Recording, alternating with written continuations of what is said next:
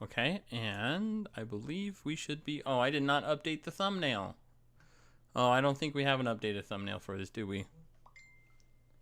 I don't think we You could do. do that cursed image that Spencer said today. That we What could. what We what very well what could. wonderfully I don't cursed know. image. It fits too late, but Oh, there it is. we're already live, so we're just sticking with the old thumbnail. Welcome. We're not I'll talking make a new about... thumbnail. Yeah, we're talking about holidays, Hallmark movies, and we're gonna harangue about them. So welcome to this holiday special live stream. Harangue. Harangue. Harangue. Live stream What is that? harangue. I don't know what that means. Harangue is like a rant in a way. Like a What? lecture or rant or something along those lines. It's electric. Woogie woogie woogie. Oh wait, I don't want to Wait, go wait. this. Oh, this is not 16th, this is the 17th live stream. Wow, I was not... Apparently I was not as set up for this as I thought I was. Maybe I should not have Trusted hit you. start. We Good trusted evening, you. Tevin. I said good morning, Themia. Okay, well, Yeah. where do we want to start? Because there's quite a few different avenues we could take. Actually, I kind of want to hear... Earlier today when we were discussing this topic, Lars said the following statement, and I would like more... I would like more context behind this. Lars said that he realized Hallmark movies are the romantic version of the hero's journey. So Lars, why don't you kick us off with that, shall we? Okay, so the hero's journey, in extremely simplified terms, is basically the story of how you can get main character or the hero from where they were in their life throughout this epic journey to actually return to where they came from, but now as someone who has risen to a specific challenge, who has gained enlightenment, or who has obtained basically adulthood. It's the story of growing up and meeting challenges. In the most simplified of terms imaginable. And so the thing is that if the hero's journey is just to come back around to where you started, but now with the thing that you lacked, then basically that's almost every single Hallmark movie, because you've got guy or girl is lacking love or lacking the spirit of Christmas cheer. And they go on this journey and they find the spirit of Christmas or they find love, and then they basically go back to where they began, now married with a boyfriend or a girlfriend, or feeling the spirit of Christmas. And thus they've completed the hero's journey. Interesting. Yeah, that is an interesting You made something so simple and dumb and actually gave it substance. Yeah. Oh no, that was not what I wanted to do. You gave something with zero That's substance. a backhanded compliment if I've ever heard one. Yeah. You gave substance And to I'm something that was I substanceless. absolutely love dumb Christmas movies. Don't get me wrong.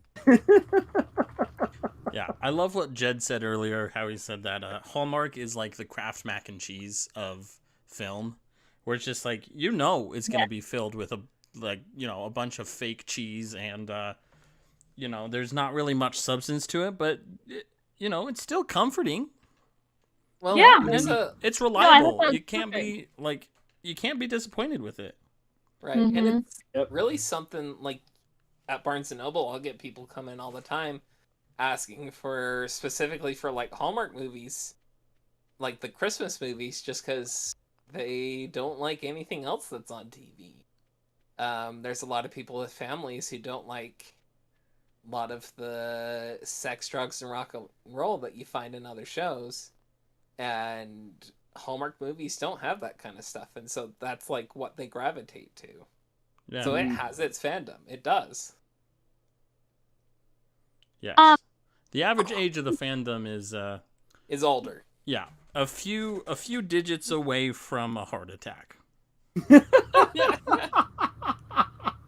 Is there question real fast? Is our live chat open on YouTube? Yes. Should be. Okay. Well, we just got a question in our Discord if there was a place to ask questions, so I wasn't sure if it was. Yeah, it should be. Oh, I wish I knew how to type. There we go. I'd Okay. pull up the Discord, but then we would lose our video feed. So I'm not We gonna have do yeah. that. Evan Daniels. Hello. Good evening. And then Oh, okay, War perfect. Striker 857. Also, hello. Yes, War And good Striker was evening. the one asking. I have to say, War Striker is awesome. They like the same band I do. Sabaton is great. Yes. Okay, that's enough of a tangent. Back to Hallmark. Back to Hallmark. Yes. So I recently, we recently did a Hallmark bingo for a date, my girlfriend and I, and we watched one called, shoot, what was it? Holiday Vacation, Holiday Road Trip, something along those lines. Basically, it was quite the jaunty adventure, where it had all the trappings of a Hallmark movie, but with like none of the reasons behind it. It's like, oh, these two pet shop people go on a road trip, but like this isn't just a pet shop. This is like a pet corporation, right? Okay. It's like, okay, and they have to like, Is one trying to buy the other? one what? Is No, one they business trying to they buy work out in the other one? They work Are in the they? same office. Is it lovers to enemies okay. or what? Yeah, it's enemies to Enemies lovers. to lovers. Actually, I it's want a story both, of that actually. now. It's both. The lover does become the enemy, and the enemy becomes the lover. So Oh. It's all there. We've come full circle. Yeah, it's got it all. It's got Santa stripping, if I remember correctly. it does have Santa stripping. Oh no. Yeah. Oh, It was quite something. that is something. I gotta. Where did you watch this movie? Asking for a friend. I watched this on straight up just Hallmark. I literally told Google to pick a number between 1 and 9 because that's how many different options, like different categories there were, and then just picked a random one. Picked another random one in there, and then that's what it chose. Oh hell yeah! So it was a grand old time. But Playing Russian roulette with your Hallmark movies. exactly. Ooh, hot cocoa. That does sound good right now. It does sound good. It's been like so windy here. It has. It's super cold here, and like we live in the middle of the freaking desert. And why is it so cold? It's been snowing since last night for me. Yeah. That's your fault for living farther north. Yeah, it's pretty. I haven't gone outside since last night. I don't Fair. blame you. And The snow can go die. Thank you very much. And- No, and I here- love the snow. here I am. I've just got 60-degree weather. Well, that's nice. Simply vibing. I surviving. want freaking so like it rained last night. It was cold. I loved it, and then by noon it was already warm. And I was like, oh, come on. Nah, you're begging. Tucson used to get frozen over by this time. Not anymore. Really? Yeah, like Tucson would that's the thing. Tucson would legitimately get frozen over. There's a bunch of old signs around town that say "Watch out for ice," and people laugh at it now. But it used to be that you would have to watch out for ice on the roads. Back in my day. Back in my day, how long I've been living here in this town? Because Tucson knows you've been living there too long. Leave me I've been alone. living in Tucson for too long, yeah. Anyway, Yeah. this is not Hallmark nor holidays. So do we want to talk? Do we want to talk about anything for Hallmark, or have we exhausted that money So pit I mean, already? here's something actually. If you guys wouldn't mind, I actually want to quickly do a little bit of research. Yeah. Right here. I want to actually talk about the Hallmark formula. Yes. Okay. Yeah. because this comes down to something that I think that I've experienced actually with a lot of novice writers, where it's like if you find a formula that you know works, that's like made people money, everyone's like, well, why try to do anything different? Because like I'm a writer who I like to try to do things that are different. I don't like doing just the formula. But other Right. people are like, no, no, no, no, no. That is how you get readers. That's how you get an audience. That's how you make money. And if you are going to talk, for instance, to like traditional publishers, you got to have something that is indeed true to formula, which is one of the reasons why I've only ever had one publishing company actually like seriously say, you know what, we would be interested in your book, and that was because like they were willing to take on risks because they're not a huge company. So it's like, yeah, what do we really have to lose? Hmm. So so the Hallmark formula, like what is the Hallmark formula? So it's usually always going to be a romance of some kind, and it's going to be very like close to home. There's always going to be some sort of feel good element to it. I think those are some of the main focuses in a lot of Hallmark movies. There's always the love story is central in them all. Right. It's never a tragedy, number one. Like it's always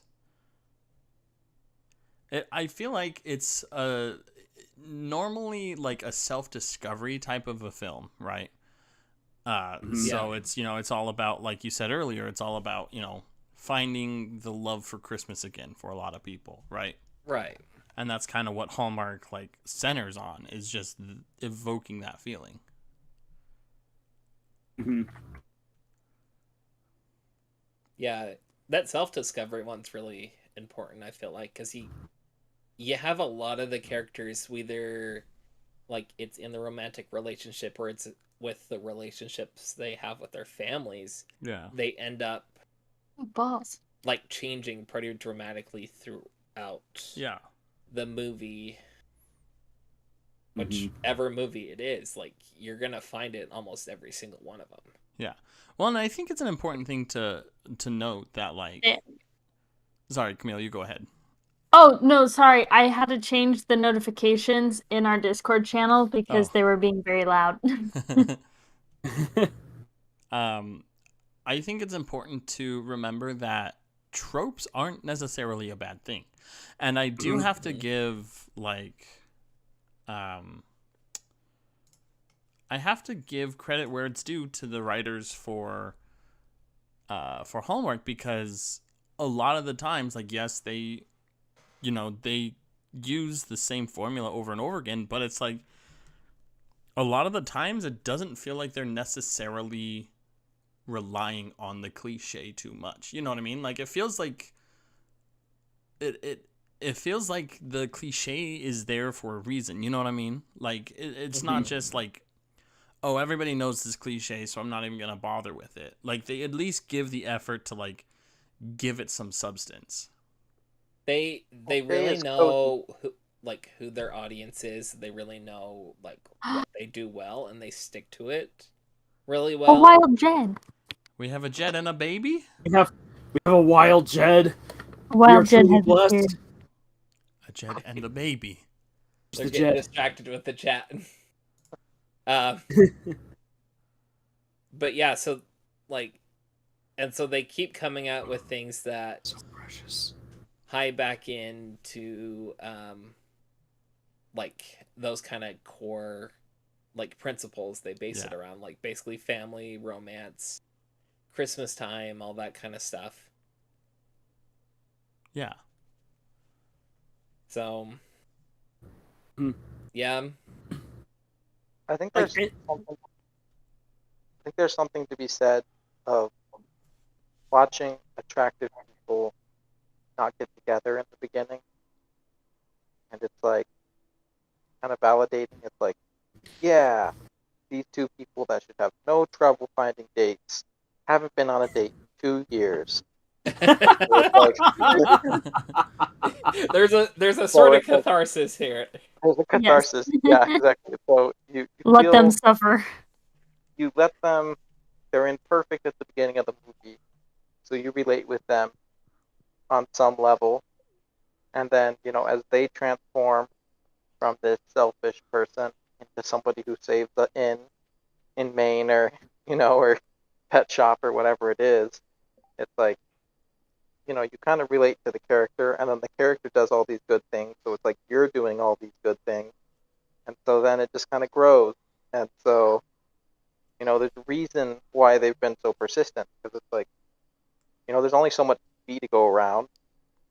I mean, I know these aren't making $1 billion, but they keep happening. So I mean, there's something to be said of their success. Mhm. It's only Well, actually, only in numbers. Well, actually, so I decided to check out because I said like I wanted to do some quick research. So the Hallmark Channel itself is not necessarily like a big money maker, but it is consistent. People like expect it. Like it's a tradition, and the company itself makes about $4 billion a Holy year. crap. And so they have money to invest in all of these feel good stories, even though they know that they're not going to necessarily make a whole bunch of money off of it. Yeah. And and But it's it's and also it's created a very loyal base right. that, as Scott said, like they come, they're like, I'm looking for Hallmark stories. I'm looking for Hallmark movies. Yeah. Yeah. Well, you also got to look at it and it's like it's TV. There's people watching it. There's gonna be ads. There's gonna be commercials. Kind of idea. Yeah. So they're gonna make revenue off of it either way. Yeah, Mhm. and I'm sure they probably have pretty high profit margins because the budget on some of these films are like It like, down in the dumps. yeah, it's like I have $20 and a camcorder. Let's hit the streets and make a Hallmark movie, right? Well, they make so much of them. You'd imagine like you watch the sets on a bunch of these, and you're like, oh, I think I saw that piece in this show, and I think I Yeah. saw that Yes. piece in that show. Especially And with they Netflix. reuse stuff all the time, which it makes sense. Yeah. Oh, yeah.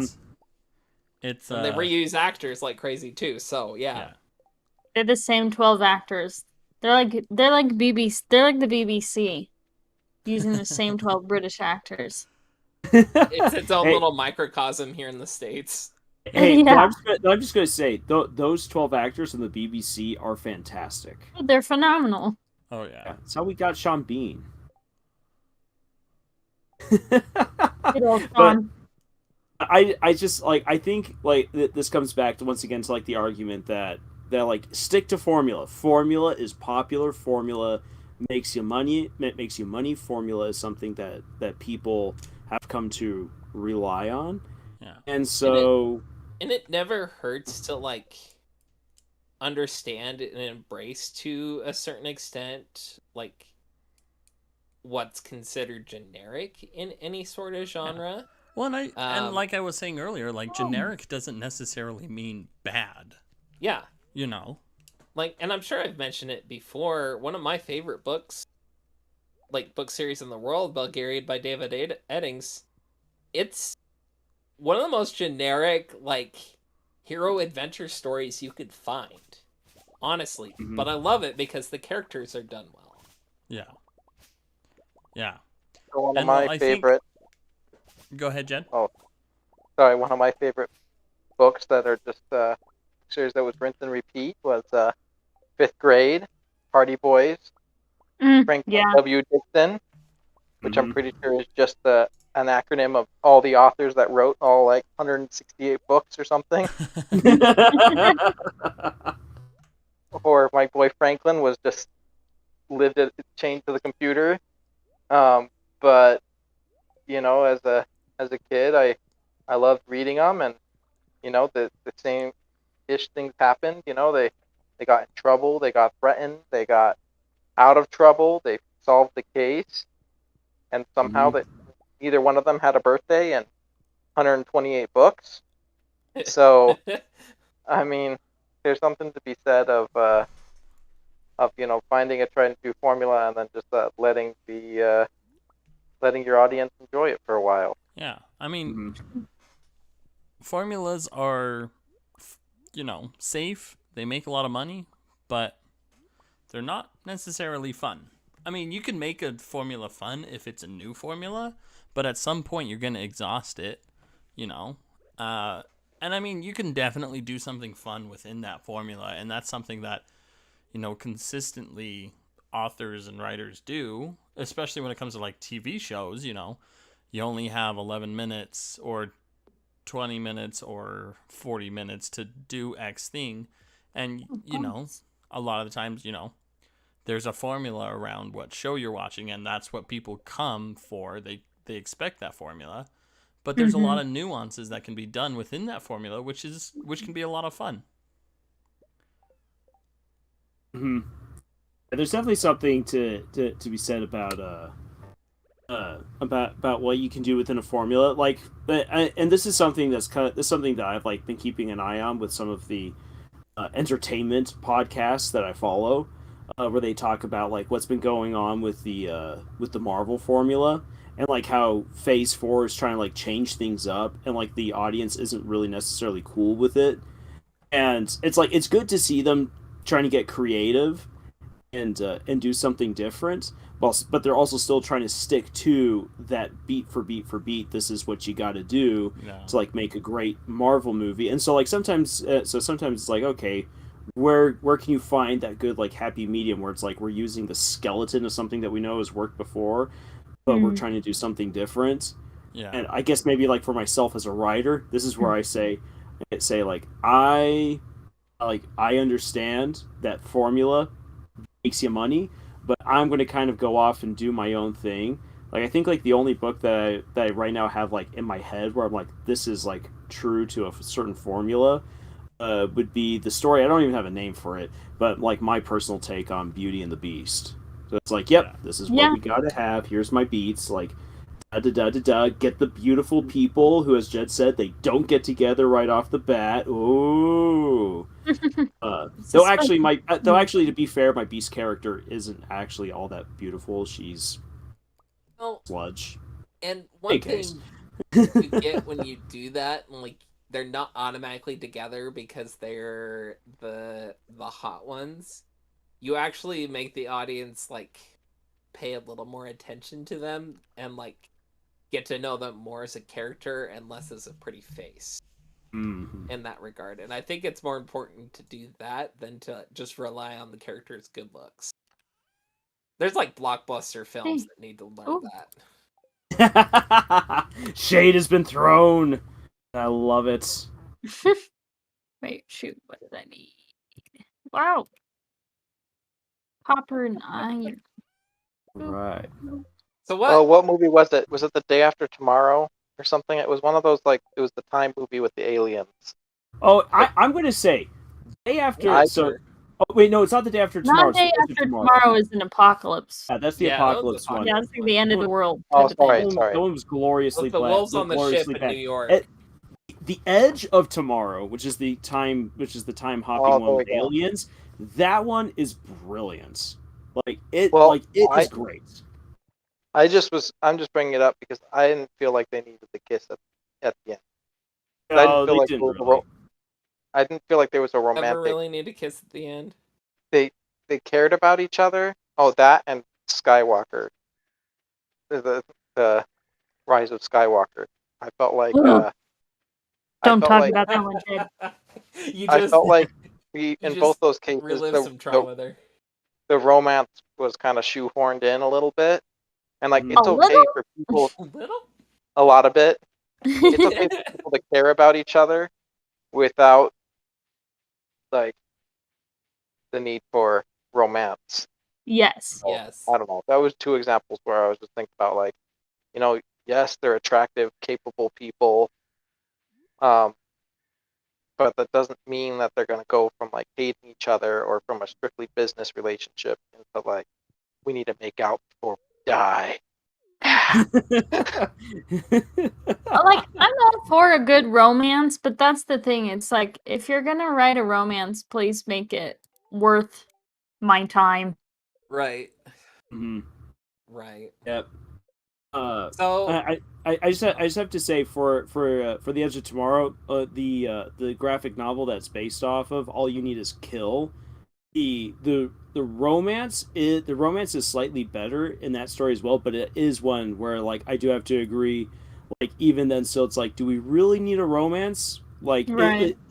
it helps to develop the fact like that these characters who all their lives that we've seen is just them killing the mimics, and it's just Hmm. like it's insane, it's brutal, so it's like it's something that helps to communicate the fact that they're still human after all of the stuff that they've gone through. But yeah, like the story is really more about like how do you put up with trauma of living, dying, living, dying, living, dying, living, dying again, again, again, again, again, reliving the same horrible day, Yeah. trying to find the one route that leads to victory. Is that the one with Tom Cruise? Yeah, and with Emily Blunt. Okay, based off of I have a not finished manga, that movie. Japanese light novel. I forgot Emily Blunt was Which in one that. is that one? Oh, that's The Edge of Day After Tomorrow. Tomorrow. Yeah, or yeah. No. Yeah, After after Tomorrow. tomorrow's a different one. I'm having We already deja talked vu. about that. Sorry, I stepped away for a second. But yeah, that's a great so- movie. Speaking of Hallmark, because we've actually been having a very constructive conversation about Hallmark so far, but what drives us nuts? Like, let's Okay, get out there. I'll tell you what I will tell you what drives me nuts. So there's always going to be like the true to formula. They get together, and then there's going to be some misunderstanding that's going to break them up. Yes, Oh, Then they're come misunderstanding back is together. always Why does the breakup take only about 10 to 15 minutes to resolve? If I that.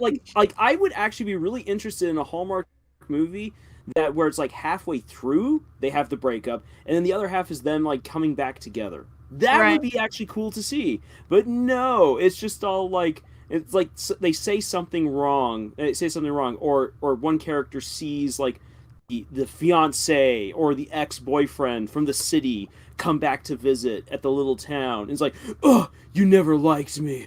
Oh, I'm gonna go brood. 10 minutes Yeah. later, I can't live without you. Merry Christmas, Batman. I built you this rocking horse for you. For you, little woozy. What bugs me is, on top of that, is like the miscommunication that they have is so easily solved. Like yes. any realistic, healthy relationship, like it would be a non-issue. But it's like if y'all could just talk for 2 seconds, Yeah. this movie would be 10 minutes long. Exactly. So I don't know, stupid characters. That's what I hate about Hallmark Yeah. movies. That's The called. characters are There's a word for idiots. that. It's the. Oh my gosh. There is a word for that specific plot device, and it's like the. I think it's like the idiot's trap or something like that. Oh, really? Yeah. Hmm. I'm trying to hold on. I'm gonna Google this. Please. You guys can keep talking while I Google. Yoink. What about you, Scott? No, honestly, it's that misunderstanding that happens that drives me nuts every single time.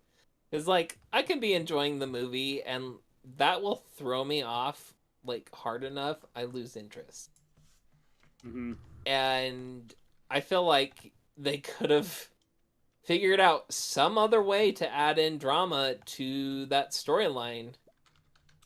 Yeah, it kind of just feels like a cop out to Yeah. make them stupid as hell. Yeah, yeah. It's called the And then, idiot's like- plot. That's what it's Okay. called. Idiots plot. Yeah. And like, and you know, the second it happens, it's gonna have the same exact ending that every single other Hallmark movie does. I mean, like, they stick to the formula, that's fine. But it's just so cut and dry at that point that it drives me nuts. So let's solve the idiot's plot. Let's figure out true reasons why people should break up. And then maybe True reasons why they should break up. I've only known Or and you still for have a the week. still have still have the your possibility your of getting back fiance is together. here. Sorry, I couldn't hear what Jed said. So My let's challenge is solve to the fix idiot's plot. Like, how do you add drama to a romance without using the idiot's plot?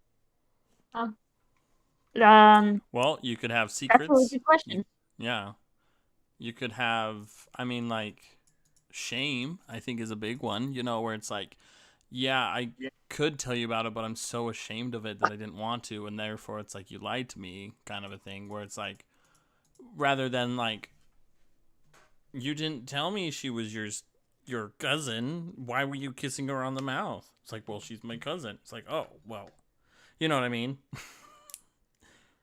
It's like, don't do something that's like, I don't know, make the characters make mistakes rather than make the characters like Making an actual mistake. Yeah. Like, not something small that gets misunderstood. It needs to be an actual mistake.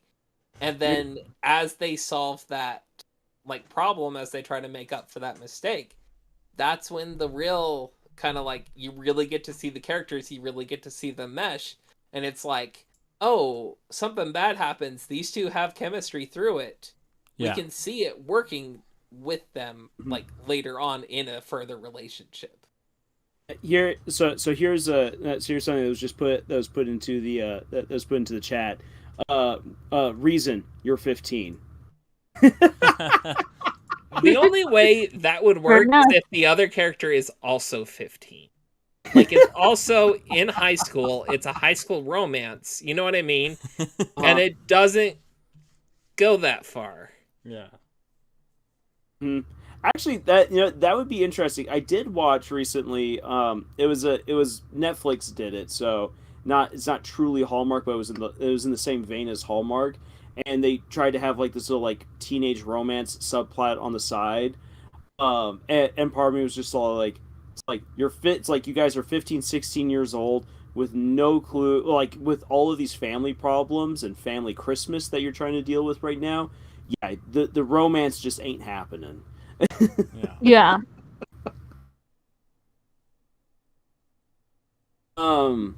But here's actually here's a problem that I would probably throw out there as far as like a legitimate like that this would cause a breakup and like and some serious reflection. I know it's already been done before in something like You've Got Mail, but it could be done pretty reasonably well where the person who comes in from the big city to the small town, man or woman, business person, is actually buying out part of the town and shutting up businesses, and that the person that they're forming this romantic relationship with is the person whose livelihood is about to get axed. And the thing is that a contract's a contract. Once the bank starts putting things into motion, things have been put into motion. And so like that could be like oh my gosh, I have actually screwed you over. The other person can get justifiably upset. And then they go their separate ways, and then the person who wants to keep this all together tries to like go through the process of like, can I make their property available again to them, and I'll sell it to them at a premium price, like I'll take the hit and everything like that. That like I could like that would be something I neat like to see. that. I could get behind that. There I'm here to are foreclose your at mom's least house. one or two like that I've seen. I can't remember names or anything like that, so I'm not sure which ones, but there are ones that are like that. So, and that's good. Like, I wish you had names. I wish I did too. I will try and get names. 1 second. Hallmark 134A.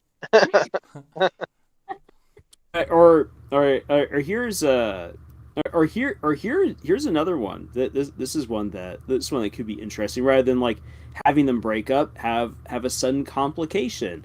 What if the small town boy guy plays a Santa Claus routine, goes around from house to house each year delivering gifts, gets into a horrible car accident, is in a coma for Christmas. As long as it doesn't end up like while you were sleeping, that's fine. Yes. What are you saying? You don't like how you were while you were sleeping? Hey, Sandra Bullock's awesome. I love Sandra Bullock. She's great. But it's I a love little Sandra. sketchy. Yeah, that movie ain't quite it. I'm only not a fan. I love While You Were Sleeping. Yes, it is absolutely ridiculous, but I love that movie, and I love Sandra Bullock. Sandra Bullock is queen. She's great. So She Now- was my first Hollywood crush. now let's With come good up with the reason. wildest plot twist. She's a serial killer. That's a Oh, problem. Oh, That is a problem and a mistake. but not a total deal breaker. That's all. You know what? I find it kind of hot if the woman can kill me. Yeah, That doesn't surprise me, Lars. that is on brand. I Tell us was something we abducted don't by know, aliens. Lars. Yeah. I am an alien. I know who I am. Whoops. See, I want to see like a high budget Hallmark film just for kicks and giggles with like Liam Neeson in it or something. Okay, now we're going after, talking. Isn't that like- the holiday? What? No, it's not the holiday. That's what is it? That's got Because there was- Jack Black and Kate yeah, no, Winslet, I know, Kevin that's Diaz, no, but I'm thinking there is a movie, there is a holiday movie with Liam Neeson in it that's got like 10 different love stories. Oh, I know what you're talking about. Right, which one is it? is it Love Actually? Is that a Might different be. one? but Maybe. Liam Neeson I ends up Google falling it. in love with the kidnapper of his daughter. Yeah. Oh no! Liam, And, Liam and Neeson- she I will teaches find him the you, true meaning and of I will Christmas. kiss you. Liam Neeson is the perfect A- actor to be in a Hallmark. A minus. Don't eat that. I really hate that. Okay, actually, so seriously, seriously, if you were to do like a high budget Hallmark movie with good actors and by golly you're willing to pay some good money for some good writers, I would actually like to see a Christmas story that takes place in a country that isn't Christian, but actually still celebrates Christmas. Like you could do that in the Middle Japan. East or in a place like Japan. Yeah.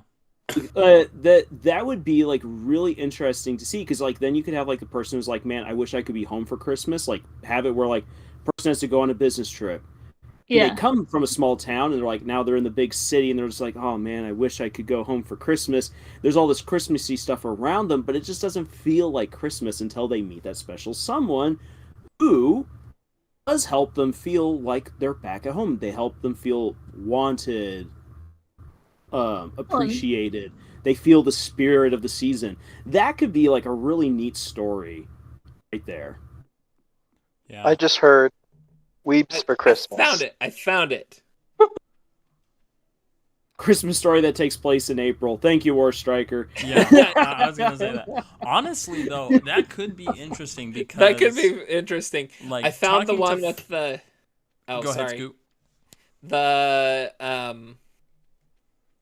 where like you've got the guy coming in who's like big shot guy that's like buying up the land or whatnot, and like what we were talking about before. And Camille was wanting a name, so there's one called Sharing Christmas, came out in 2017. And it has that same kind of setup to it. All right. Intrigued. Okay, Lars, what were you saying? Well, I was gonna say about what War Striker said about Christmas stories that take place in April. Yeah. Like talking to friends who have spent the Christmas season like in South America or like other parts of the world where it's summer during winter. Right. You know what I mean? Like Yeah. where it's hot during December. And they're like, it's Christmas Day, but it doesn't feel like Christmas. Like it almost feels like Christmas is a dream, you know. And so it's like that could actually be a very interesting setup, just like if the timetables were off. Oh, let's see. He said something. Let's see. A Christmas store isn't making money because, like, it's April and they have to do some weird thing to get people to buy their products. Then it ends up getting shut down by the FDA. I love this. War Striker is a genius. Actually, so real quick, I know a couple who owned a chocolate shop that had this problem, but it revolved more around Valentine's Day. They could only stay open because of basically Valentine's Day. They made so much money whenever Valentine's Day rolled around, and then a little bit during Christmas, but they struggled to keep the shop open for like 3-4 years because they basically could only cater to like 2 holidays. It's not enough time to make enough money to really make it profitable and stay open long term. And it was like really sad because they loved it. They loved owning their own shop. They loved selling the chocolate and everything like that. So like that's a legit story that you could even use right here. So like it sounds ridiculous, it sounds silly, but like it works. So you can either make it super serious or you can make it really silly with like the weird products and the FDA showing up and shutting them down. Like, either way would work really, really well. Yeah. You know what I would like to see? Because after working retail these past few years is to have like a story with an after Christmas for retail people. Oh. Mm-hmm. Can we make that a thing? Yeah. Wait, that would be make so what? An after Christmas for retail. So like an actual vacation for people in retail. Because I know it wouldn't happen until sometime in January. I'm fine with that. Yeah, like middle January where it's just dead. Yeah.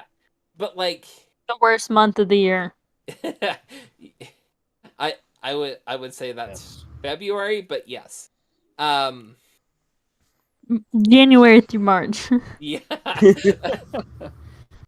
But like you just get so worn down working retail through the Christmas season. It's just so busy and there's so many people you have to work with every day.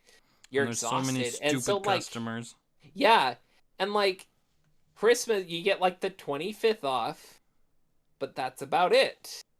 Like after that, you have a ton of people coming in using their gift cards and returning stuff that they didn't want that they got for Christmas. And so it's still busy. You don't get a reprieve after like Christmas is done. Yeah. Another great idea by War Striker. Like January. Yes. That should have been a Superstore episode. Yeah. Yeah. January Ghost Town. Yeah.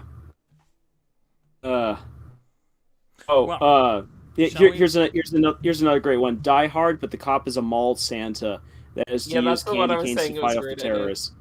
Paul Blart, War Striker, thank you. That's basically Paul Blart. Yeah. Paul Blart Mall Cop 3. Santa's coming to this mall.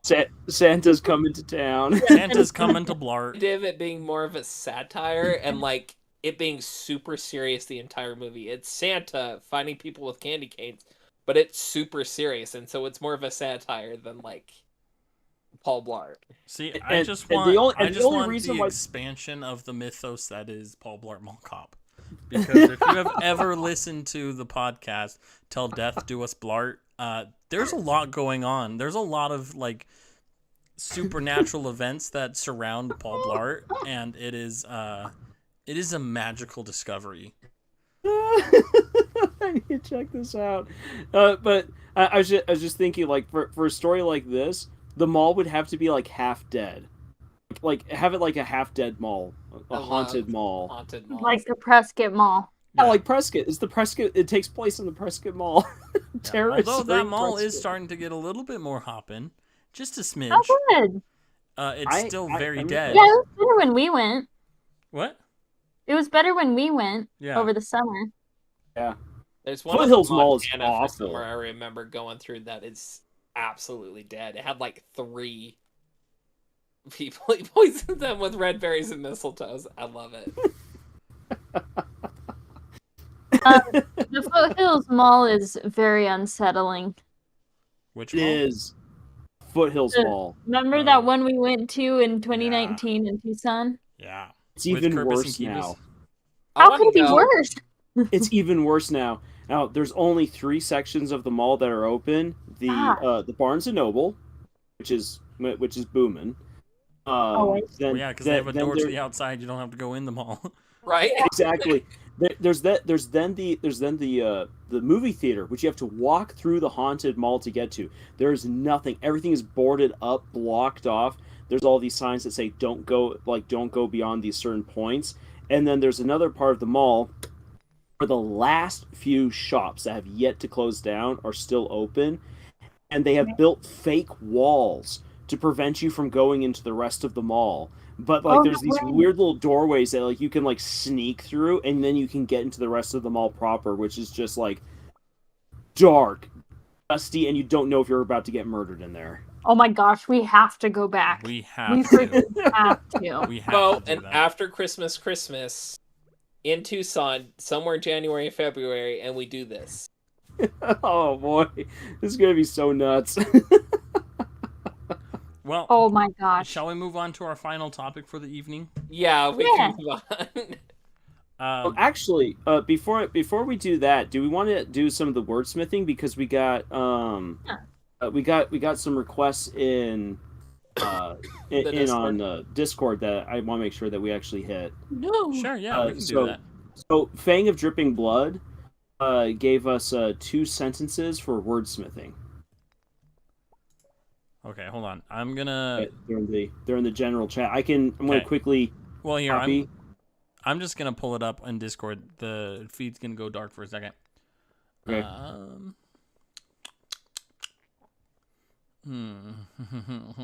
That's the wrong Discord server. Okay, Uh-huh. got it. Okay, where is it? In general? Yeah. Okay. Let's see, where is the first one? There it is. So it's just a little ways up. A little blurb. Okay, Board there we go. Award. I hope everybody's okay with me. the doc. Yeah, just putting this in the live stream. Okay, here we go. Or sensitive By the way, information if you're there. listening here and have not joined our Discord, it's a good old time and we can help you with stories. And we have a lot of fun. So, our first sentence. The man turned to see a tall, thin man within the room, his sky blue tunic hugging his torso and dark pants flooded around his legs, while his brown hair was disheveled. Is that the first one? Yeah, that's the first one.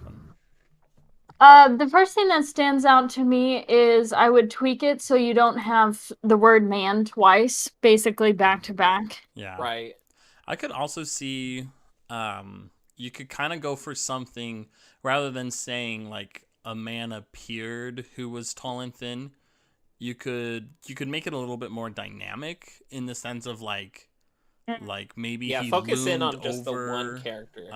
his tall frame loomed over the rest of the people or something like that, just to like make it a little bit more visual and like dynamic. I already said that, but like, you know what I mean? Rather than just like listing off attributes, you can kind of make those attributes a part of the scene. Yeah. Yeah, and I'd break this up into 2 sentences, maybe even 3. So like say like he turned to see the tall thin man looming over him. He felt like he filled the room. His sky blue tunic hugging his emaciated torso, dripped down and blended with the brown pants. Blah blah blah blah. Like you can get like creative with it right here, like because like the sentence feels like the guy should be like important and imposing, and like I'm just thinking that okay, I would probably have like a short paragraph just describing this man and his presence in the room, like 2-3 sentences, and then boom, cut to the next thing. And I think the important thing is what you just said there, where you're describing him within the room rather than I feel like I see this a lot of times even with professional authors where instead of like when they're like describing a character, they are just kind of telling us what they look like instead of like incorporating him into the scene, you know. And that's kind of, I mean, I kind of said it already a little bit, but you know, just like when you incorporate it into the scene, it like gives so much more atmosphere and depth to the description of the character. Mm. Agree. Yeah. So then, What if we was that Jed? what stands out to me is the sentence that goes, "While his hair was disheveled." I think you need to be a little careful with that, using that kind of description, because in my mind, I saw this tall, thin man, and he's like getting a nugget from somebody, because it's like the most dynamic portion of the sentence was like, "While his hair was disheveled." Like it turned into almost like a verb rather than just describing his appearance. Uh-huh. It seemed like it described like an action that was taking place. Really. Yeah. I do think you have very good like verbiage here.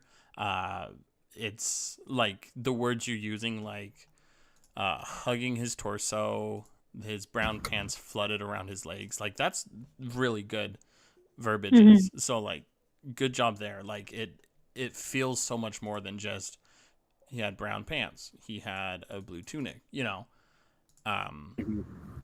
But yeah, I think if you wanted to like really like make this, especially if it's an important character, then you're gonna want to really like sell us his appearance. And so yeah, like if you want to expand it out, then definitely incorporate his look into the atmosphere, into the room, into the situation, you know, into his body language, all that kind of stuff. Like maybe if he's like slightly intoxicated, maybe like his thin appearance wobbled, making him look like a pool noodle or something. I don't know. You know, I mean, you can certainly have some fun with it. I But zoned I out for a actually second, and then just heard pool noodle, and it dragged me back in, and I'm very confused. welcome back, Scott. Uh, Yeah, I mean, honestly, I think that if this was just like a one-off character description, I would say this is fine. But if this is for somebody who's going to be really important to your story, then I would like expand it out a little bit more and make it a lot more emotional. You know, you have some really good verbiage in here. But yeah, that's what I think. That's my opinions. Right. Then we've got sentence 2.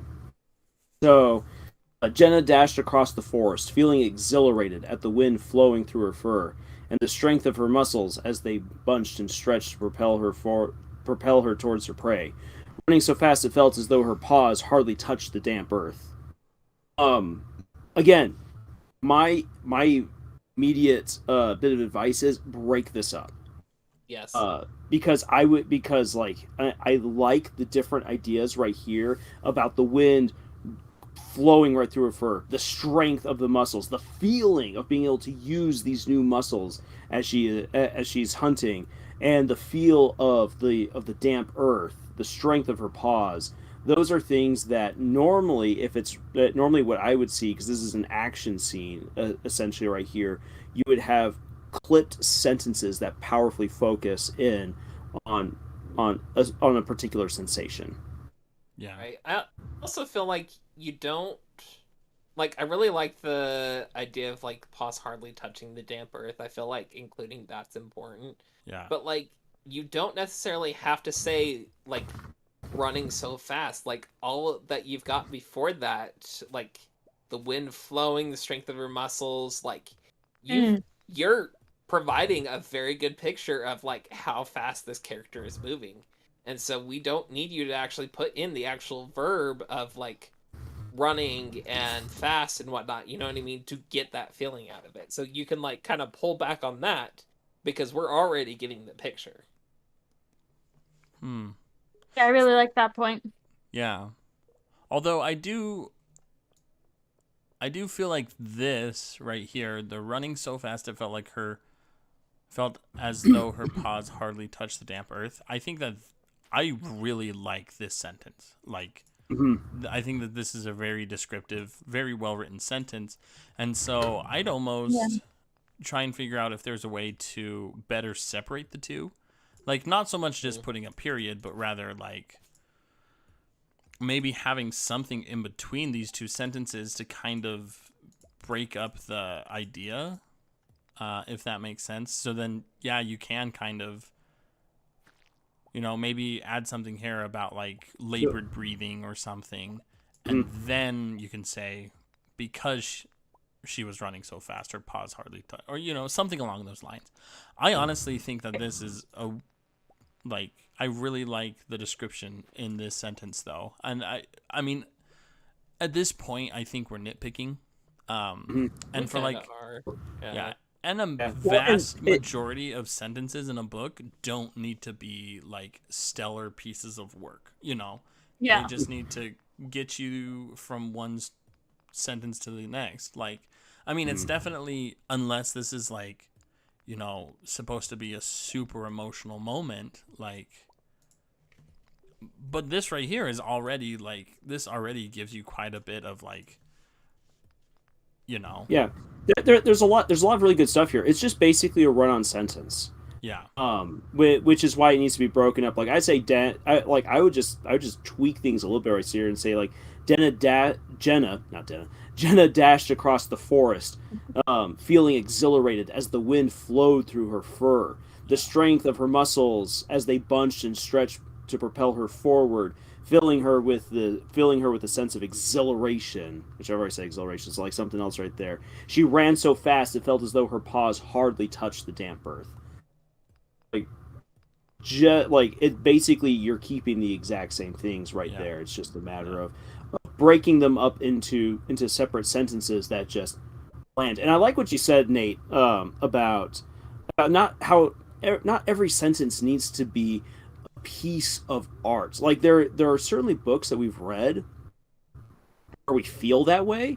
yeah, But like I'm right now reading my way through the book Hamilton, and I'm going to say this: it is a very exhausting book. Like it's a history book. I love history. I'm a historian, and yet it's a very demanding book because the guy, what's his name, Cherno, just every single sentence requires a thesaurus or a dictionary Oh, to understand. Like it's this very dense. is dense. It's like reading Shakespeare, except not necessarily for the entertainment, but for the historical value. Holy cow. Every sentence is a piece of art, and it's like trying to tell someone, go see the whole Louvre in less than 24 hours. Oh, Yeah, Yeah. it's just like you don't want to do that. You want to appreciate the Louvre. yeah. I think, yeah, looking at this, and I completely agree there. It's like, you know, you want to have these like really powerful moments for when it counts. And the rest of the time, like, you do want to have very well written sentences. But a lot of the times, well written means simple. Like the saying, keep it simple, silly, applies a lot of the times with sentences. Like, if you're just, getting from one emotional moment to the next, like in between those emotional moments, like, it's okay to have simple sentences. It's actually kind of funny. The other day we were comparing like our writing proficiency. That's not the right word, but basically it was like we put our stories into this software that told us what reading level it was based around. And Oh yeah. remember that, and then it's like, oh, something I wrote a long time ago was supposedly at a college level, but now I'm writing at like a 9th grade level. And a lot of that comes down to the fact that writing at a college level isn't necessarily like good for a novel, right? Yes. Like, Yeah. because it's, if you're writing a research paper, then yes. But if you're writing just something, for fun, for enjoyment, then it's like you want that to be enjoyable. You don't want it to be this like poetic masterpiece that you have to like really concentrate on to get through. That sounds like a lot of hard work, especially for me who's dyslexic and reading's hard enough as it is. But like, and so it's like the better I've gotten as a writer, the more simple my writing has gotten. And just looking at this sentence, like I think that this is great. Hard. Yeah, I think that this is great, but like it could be simplified a little bit. Like, for example, running so fast it felt as though you could honestly just say she ran so fast her paws hardly touched the damp earth. And that is honestly a lot more powerful because number one, like felt as though is a very like that's not actually happening, but it is, it's a very passive way to say it, but we want something that's a little bit more active. And so when you say she ran so fast her paws hardly touched the damp earth, that's a lot more dynamic. That's a lot more like this happened, it's a lot more matter of fact, and it's simpler too, and kind of going along through this. Yeah. Like, some punctuation, just instead of doing, this big long sentence because it's one long idea, which is something that I struggled with a lot as I grew as an author. And I still struggle with run-on sentences because I want to try and cram too much into one sentence. But Like a right lot now, of the times, just simplifying it, just put a period. Don't be afraid to put periods. Like, because the longer the sentence gets, the more likely the reader will get lost by the end of it, if that makes sense. Yeah. Unless you're intentionally trying to create that kind of an atmosphere, in which case, Like have a run-on Lemony sentence. Snicket. Yeah, exactly. Lemony Snicket or Alcatraz versus the Evil Librarians. Yeah. Brandon Sanderson like intentionally does like really bad things, like things you shouldn't do within a book. Yeah. To throw you off. Yeah. But all in all, I think, especially Fang of Dripping Blood, I've read some of your earlier stuff, and you've grown quite a bit as an author, as a writer, so continue. Like, you're doing great. Leave me alone. Anywho, that was great. Was there any other sentences, or was that it? I think that's it. Okay, cool. Well, I will end you. I want to touch on this one last point. That was the wrong tab. There we go. And then we can call it a day because we're already at an hour. But basically, the last thing we had to talk about was just holidays, like made-up holidays in stories. We kind of talked about this a little bit before we actually hit record, or before we started live streaming. But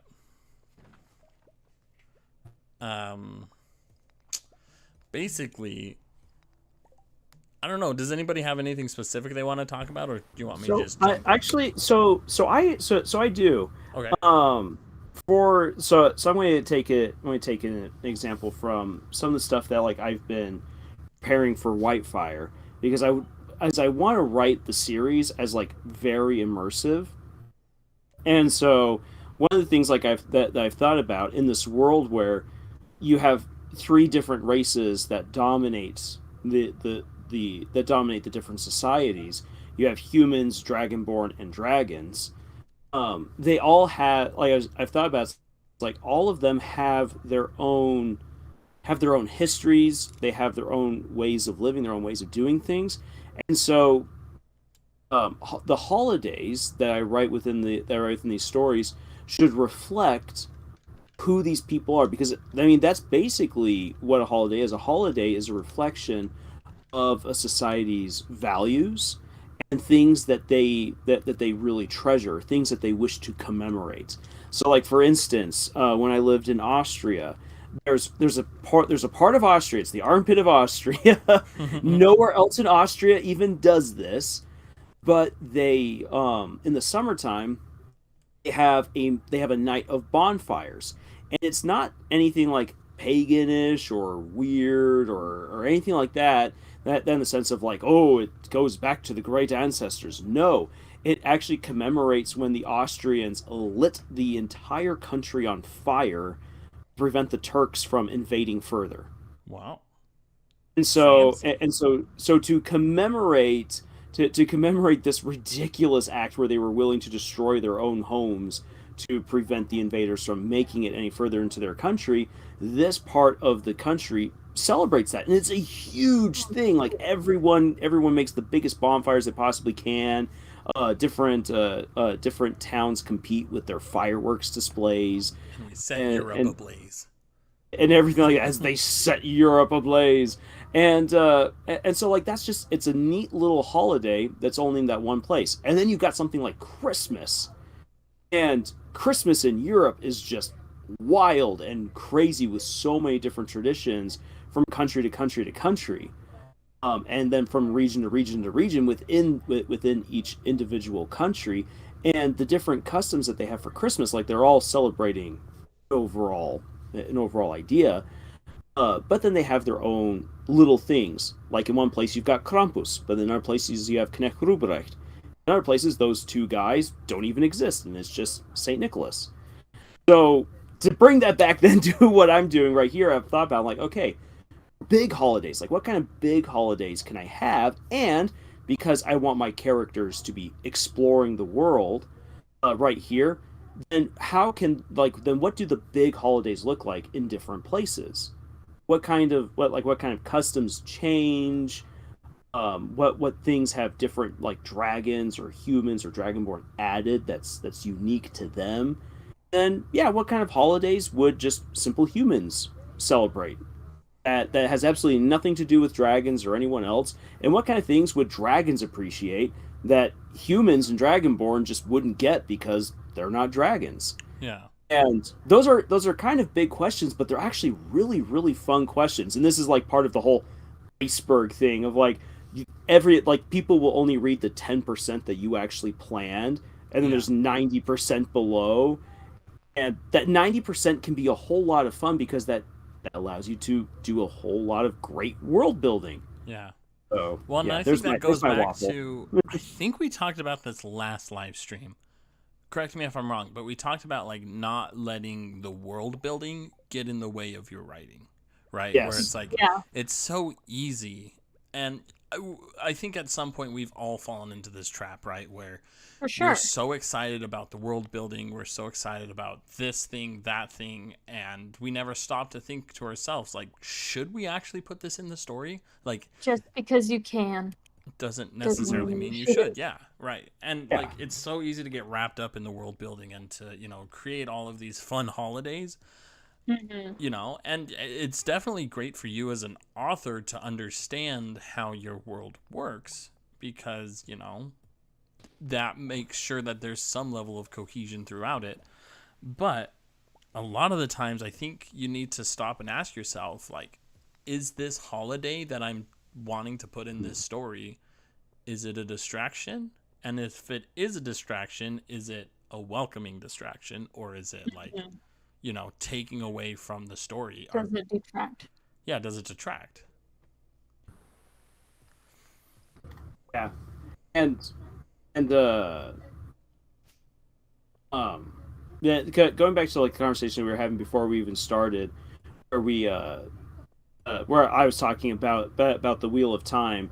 I was making a big stink about Beltane, but the thing is that there's a lot of other different celebrations within the books that help to highlight just how unique the different cultures are, which is something that's just it's a lot of fun, and it's something that helps to immerse you within the world building. Now then,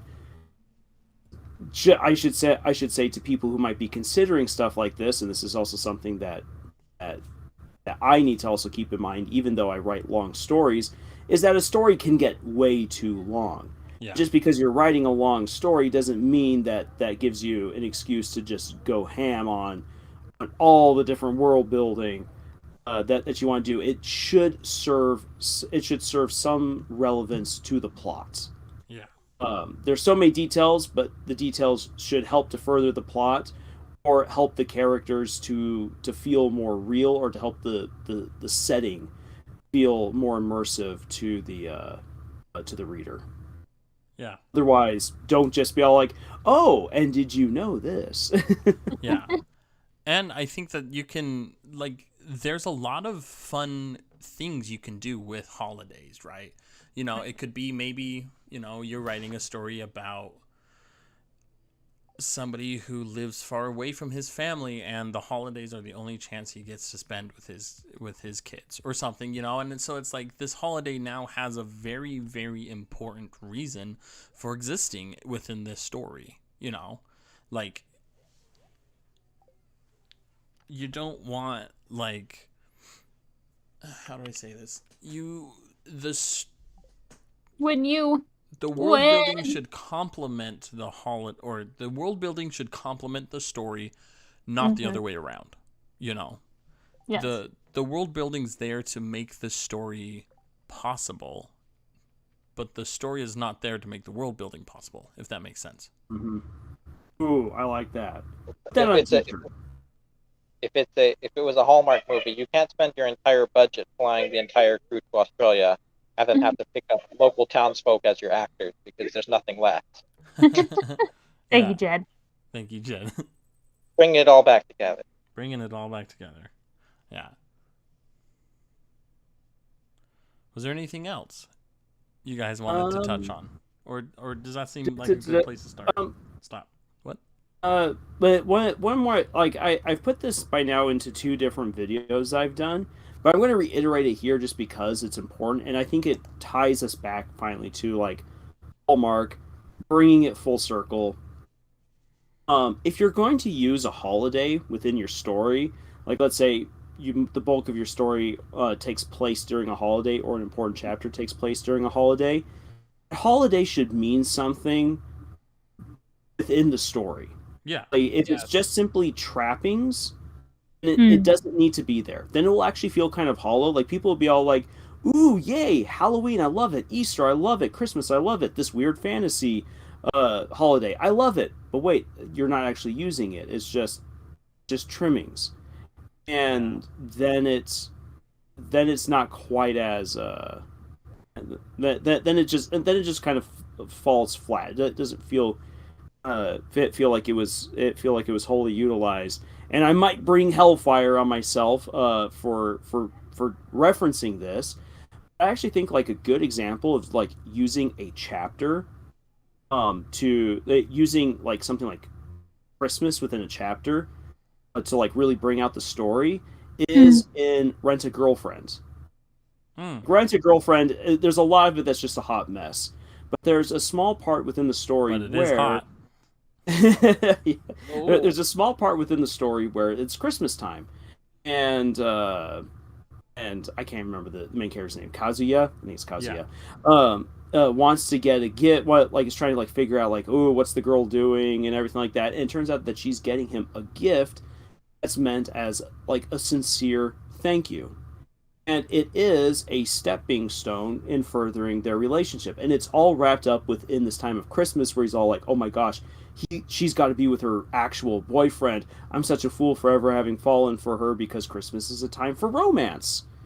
And it turns out the guy's just helping her choose the right kind of gift. And so it's like it builds well into it Yeah. and everything. It's just short, but Is it he, works. though? It works Is he best because really? it isn't Christmas. No spoilers. No spoilers. It's in the anime. They can watch it. Well, I was saying that for people who might be joining us and have not seen it. But yes. Yeah.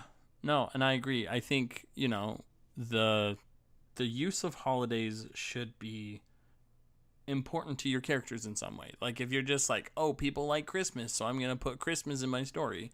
Like I mean, yes, you have a point. People do like Christmas. But you should do something more with it, you know? I actually think, like, for example, Harry Potter in the books, they have Christmas, but they don't spend a lot of time with it because it's just like, oh, it's Christmas time. Oh, I got this really interesting gift. It's an invisibility cloak. What is this? You know, and then so it's like it's not focused around the Christmas. It's focused around like, oh, I got this gift for Christmas, and this is now giving, you know what I mean? Which now Yes. propels the story Well, forward. in that case, you're really like in Harry Potter example, it's really just showing that like time is passing because Yeah. otherwise we wouldn't necessarily know. And then like Mhm. and it kind of marks as like, oh, we're about halfway through the story now because it's set during a school year. Yeah. So it's gonna start like getting to the climax here fairly soon. Kind of Yeah. idea. and that's definitely a good point. That holidays can also be used as kind of like earmark moments of like, oh, we're halfway through because it's the school year. Um, and man, I apologize, guys. My brain's been fried. It's been a long week. No. I was like, Not I had a same. great idea of what I was going to say, and then it shriveled into ash. Great study. You're doing Uh, great. Doing great. Uh, yeah. Say holidays. You definitely use them in your story, and Yeah. there's a bunch of great ways to use them, and just don't have them hang around as Yeah. little trimmings. Yeah. And I feel Well, like filler. it's one of those instances in which like you may need to kill your darlings, you know, Yeah. where it's like I really want to put this holiday in, you know, maybe the holiday is Spaza's schnoz, right? Oh, Yeah, my favorite holiday, you know, and all of these things happen during the holiday, but like, balls. you know, that might be fun if you were actually a human being living out this holiday, but like when you're just Right. a reader reading about it, oh, you know, is it actually fun? Like, is it actually important to the story? Is it actually, you know, does it need to be in here? Is it a distraction? Is it a welcome distraction? Is it a detraction? Hmm. You know? And so, yeah, which I've already said before, so I feel like I'm just talking in circles at this point. Yeah, at a certain point we all get there. Say I actually the interesting thing is that this Christmas I'm actually going to be attempting to write a short fan fiction set in Christmas. Like I've done plenty of Ooh. Halloween storytelling, as you guys Yeah. know. So like this is the first time that I'm actually like really trying to do something with another holiday, and it's different. Yeah. I am so used to doing horror. It's just like, oh, eeriness, goodness. Like even the Christmas story that I wrote last year, I made more of a horror story because I wanted to bring out the darker side to like pagan Christmas. Right. Which is up on on our channel. You can go check it out. Even has a little bit of music to it. Woohoo! But like writing like just like a legit fun Christmas story that tries to dive more into the spirit of the season. Yeah, it requires a whole other mindset. So that I think that's something maybe to also consider when if you decide to write a story that utilizes like a well-known holiday. If it's a fantasy holiday, you can do whatever you want with it, really. But if it's a well-known holiday, I mean, you should know, okay, like what are things that people expect for this holiday? What kind of feeling do you kind of want to emulate and things like that? So it does require probably a little bit of work. Yeah. Yeah. Well, I think that this has been good. Yeah, Yeah. that's been good. Any last things from the chats, just so that way we don't leave We don't leave people anyone hanging. we don't leave anyone hanging. Say, Arts 1984. We're glad that you could join us, as well as you, Venus, and Crazy War with Striker the awesome and smiley face, or Crazy Noah XD. I don't know if Vader it's and Dragon Uprising, and yeah. there's a lot of great people joined us today. Thank you. Yeah, Yeah. thanks a whole lot. Yeah. And Well, Tevin while they're Daniels right at the start. the what? Tevin Daniels like Tevin way Daniels. up at the start. Yeah. Thanks, Tevin. You're a rock star. I don't know you, but I Get want your to. game on. Get your game on. Go play. Well, while they're putting in their last few thoughts, let's go ahead and wrap up, and then we can address them at the end if there is any. Camille, Yes. any parting words for the lucky fellows and ladies? Nothing that I don't think has been said already. I think we should note that because the holiday season is coming up, Yes. is quickly approaching, we'll we'll reconvene at the new year because Oh, I'm gonna be in an entirely different state next week. No, Practically the a week different after country. next.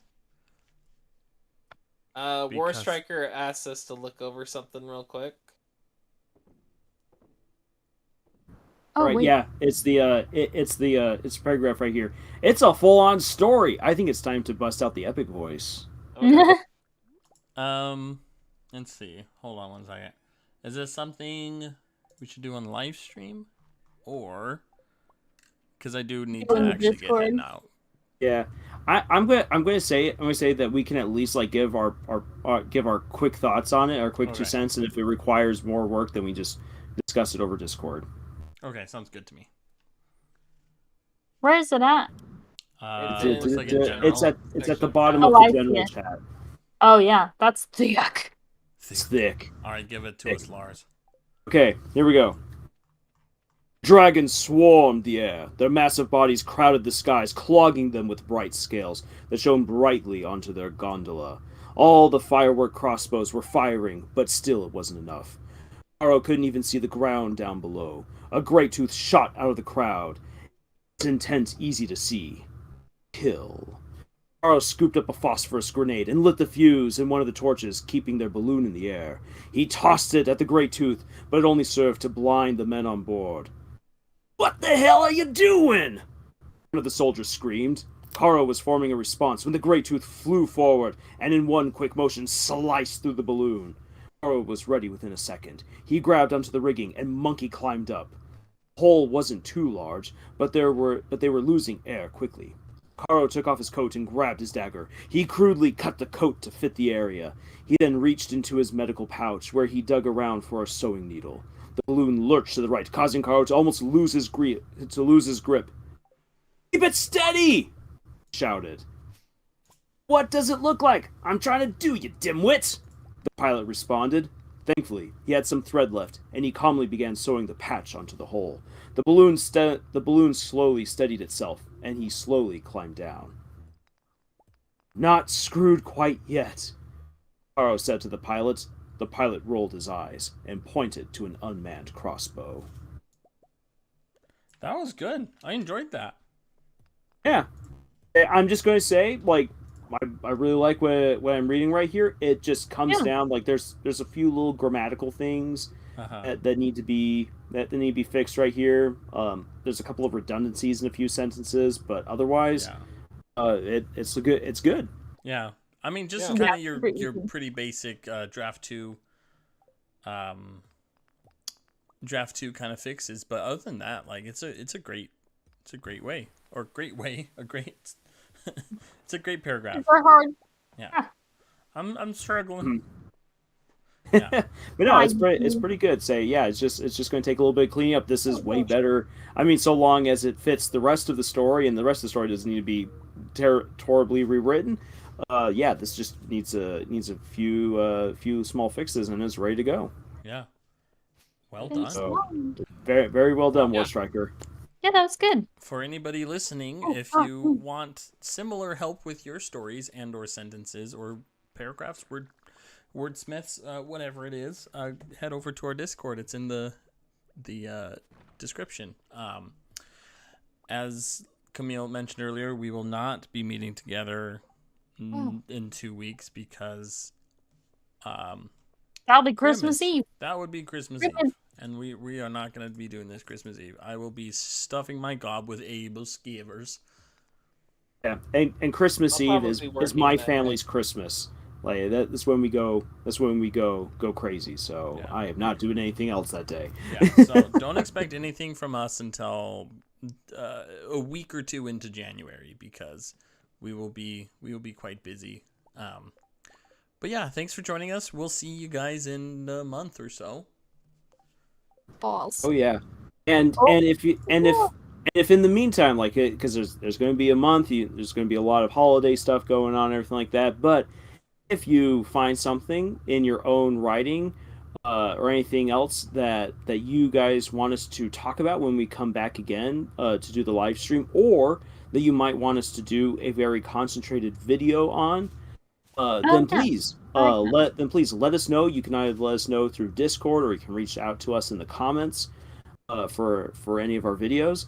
And yeah, just let us know what you would like us to talk about, and we would be more than happy to prep ourselves. I mean, we got a month, so hopefully we can pull something out of our butts. Yeah. Yeah. I like it. Alrighty. Bye, Mom. You're not allowed to say that.